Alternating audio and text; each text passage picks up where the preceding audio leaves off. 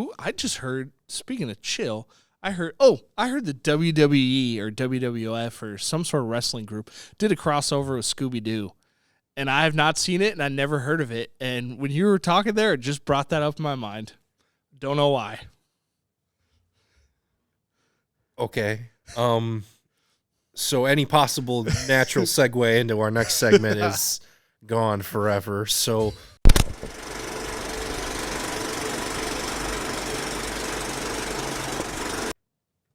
hello and welcome to another edition of Popcorn Bucket List. We're wrapping up April here, and summer movie season is knocking on the door. I can't wait. Next week, and we get it started here. We got some big blockbusters coming up. It's going to be a short episode here. Not a lot to talk about. Just going to put it out there. So we're going to spend a little time on the opening here. One of the biggest news stories in the entertainment movie world, the Johnny Depp Amber Heard trial. We would like to take an official stance here. Our official stance here on Popcorn Bucket List is the Amber Heard and Johnny Depp trial is ongoing. That is our official stance. Let's move on. Yeah, we'll probably talk about it later on, maybe. Yeah. I don't know. But one other big thing that did happen this week is Netflix dead. It's officially time. Call it time of death. It's time. Tap out Netflix. Yep. Let's bow out now. It's time. Yeah, that's probably what some articles were saying. It's a little too early to say that, but people were making it sound like it was. Yeah, I think there's a couple of key factors, in my opinion, why they're losing subscribers and why people don't think of Netflix as the streaming king anymore. One, some of the shows that were popular and they're off the platform or they don't have them anymore or other streaming services have them. The Netflix originals are great, but sometimes you just want to watch that show that you can watch over on repeat, and they don't have those anymore. And that's fine.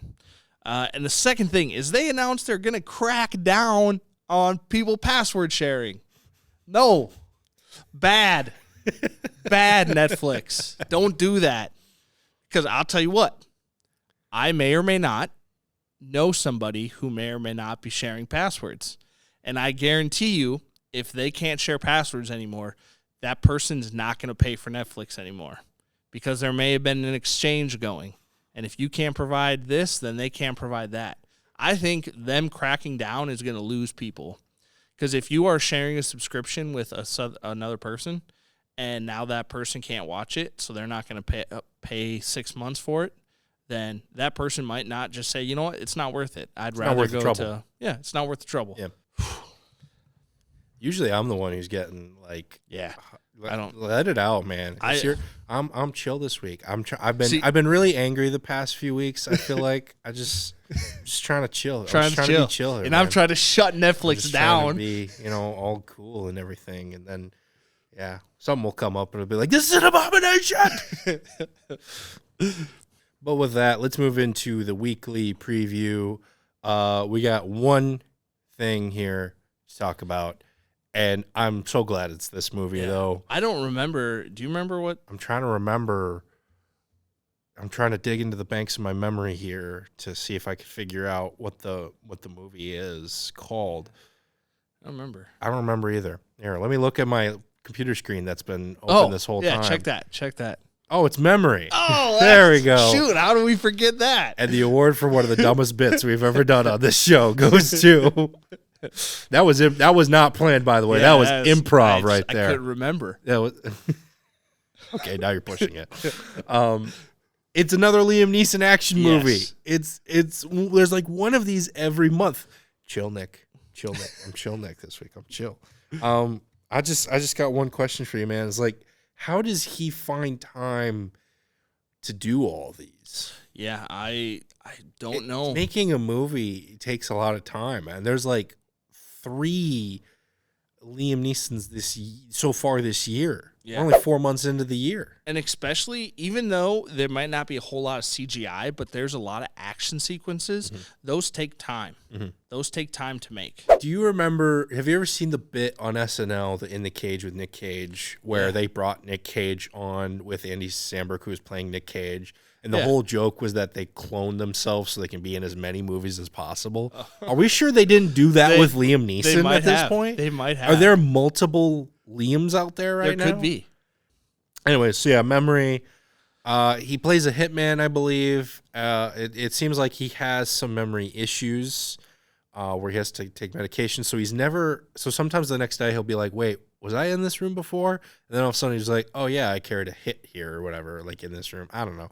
But it's also starring Guy Pearce, who was in Memento, which was also a memory movie way back in the early 2000s, one of Christopher Nolan's first, one of my favorites. Is this just a crappier version of Memento? Feels like Guy Pearce was like heard like a crappier version of Memento when he was on set of Memento, and he was like, man, glad we didn't do that movie. And then he heard about this, he was like, well, if anyone's gonna do it, I'm gonna be part of it. He probably has a couple good one-liners, because he does have that one at the end where he's like, everybody has to die for something, just make sure you do your life good before it, or something. I don't remember like what it is. But yeah, it's directed by Martin Campbell, which at first did excite me, because even though the movie trailers do this all the time. They're like, from the director, gave you this one great project. They always forget to mention the bad projects they do, though. Because immediately I was like, oh yeah, Casino Royale, one of the best Bond movies. Yeah, great. And then I was like, wait, this is also the guy who directed Green Lantern. So immediately I flashed back to that painful memory. Back to chill, Nick. Going back to chill. You're chill. So yeah, maybe this will be right. So maybe this will be right down the middle as far as quality. But if you're gonna say, hey, he directed Casino Royale, I have to say, yeah, but he also directed Green Lantern. I can't ignore that. Yeah. Was Green Lantern that bad? Come on, guys. Yeah, no, it was that bad. It was that bad. It's terrible. But yeah, that's all we got coming out this week. Let's move into a Marshall 6 update, place where you can see memory. But yeah, so you can check out the Marshall 6 for that movie. Also check out some of the other movies we've previewed in past episodes. Let's just get out of the way. Ryan, talk about your R&R combo for a minute. R&R combo, baby. Reese's Pieces, they might be back. I don't know. They're selling hot, like hotcakes. If you get a chance, go to the theater. Get the R&R combo before it's gone. It'll be back eventually, but, they get a certain amount of Reese's, and then they're gone. So, you really check in. Check in every time. Say, is the R&R combo still available? And they'll say yes or no. Serious question. Yes. Do you have any statistical data to back up any of what you're saying right now? I can say this. Receipts, like printed out statistical data, no. How I imagine things are going, yes, I can talk about that all day. And I asked you for any concrete proof, and you gave me essentially fluff.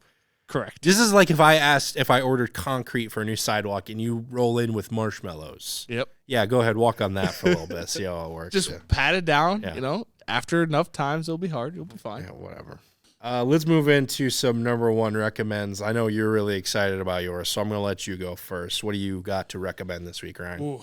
Well, last night I had the pleasure of watching The Northman, and it was everything I wanted it to be. The Northman is by far my number one film of the year this year. A very classic tale of revenge. There's a little bit of a love story, and there's all kinds of other little stories in there. But I absolutely love this film. This was Robert Eggers'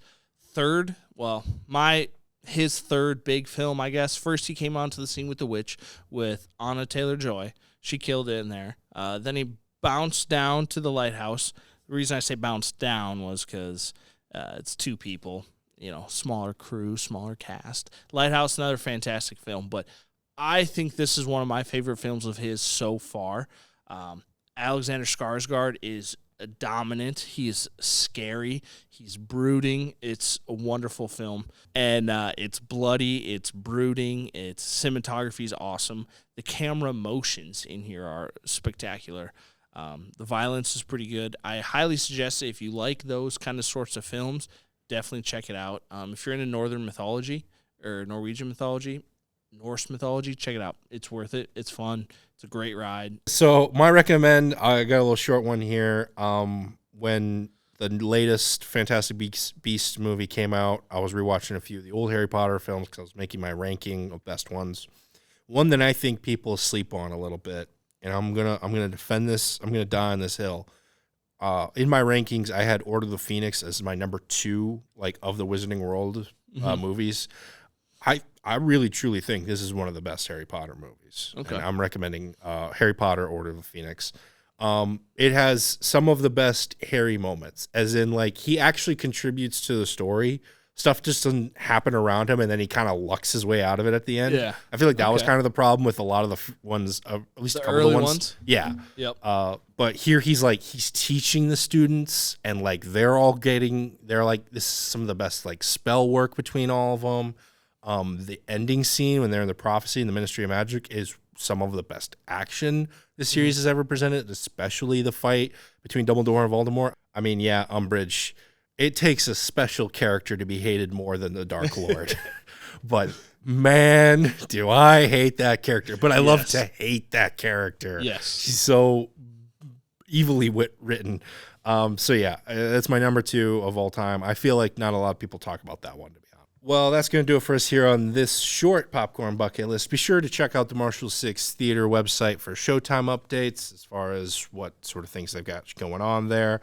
And let us know in the comments down below what you've been watching. We love to hear from you guys.